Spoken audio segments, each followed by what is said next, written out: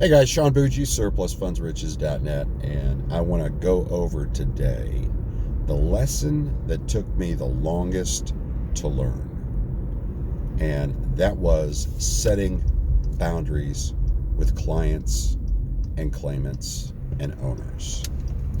I was a realtor with a large real estate team for a number of years, and I worked 24/7.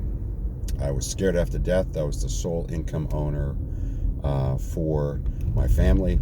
My wife and I at the time had made a decision that we were going to have her stay home with the kids and that I would be the sole income owner, and I was working on a commission-based system, obviously, as a realtor. So I was scared after death. So I worked 24/7, and I was always available, always ready to run out. Now, granted, look, I still showed up. Was not a great husband. First one to admit that. I was a very good dad, or at least I tried to be. And I showed up for almost everything, but I still took calls in the middle of dinner. I still would take calls late at night. I would still do all that. And I did that for about 5 years. And it took me that long to figure out that it was actually in my best interest in business to set boundaries with people. So if you're starting a business and I tell this to people, if you are working out of desperation or fear, you're going to burn out and you're not going to last long in that business. However, if you set the boundaries, take that deep breath and say, you know what? I'm going to set boundaries. I'm going to be a professional. I'm going to make them work on my schedule. Okay? If you do that, first of all, they're going to respect you a lot more. You're actually going to get more business. I'll go into a trick I used to do. You're actually going to get more business, and you're going to have people asking you to do business with them.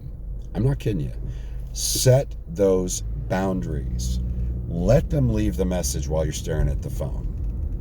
Okay? Yes, you can listen to it if it's driving you crazy to see if it really is an emergency, or even text back and go.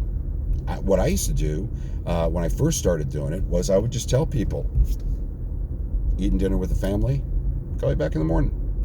Especially after I listened to the message and it was something stupid, right? And it's always 90% of the time, it's something stupid. Okay? They're going to pull you away from your life over something that does not matter. So remember that. Set boundaries. They are not going to respect you if you're picking the phone up at 10 o'clock at night. They're going to know they can jerk you around and they're in charge. And they're going to know that you are desperate. And they're going to know that you bring very little value other than the fact that you're willing to pick up the phone at 10 o'clock and hold their hand. Okay? Set boundaries. As much as I was not a great husband. I was a good dad. I could have been better, much better, and given more time than I did to my kids and, frankly, to my wife at the time. So it took me a long time to learn that, 3 to 5 years, I would say, to learn to set the boundaries with people. But it really paid off later. If you're willing to walk away, people will run after you. So set that boundary.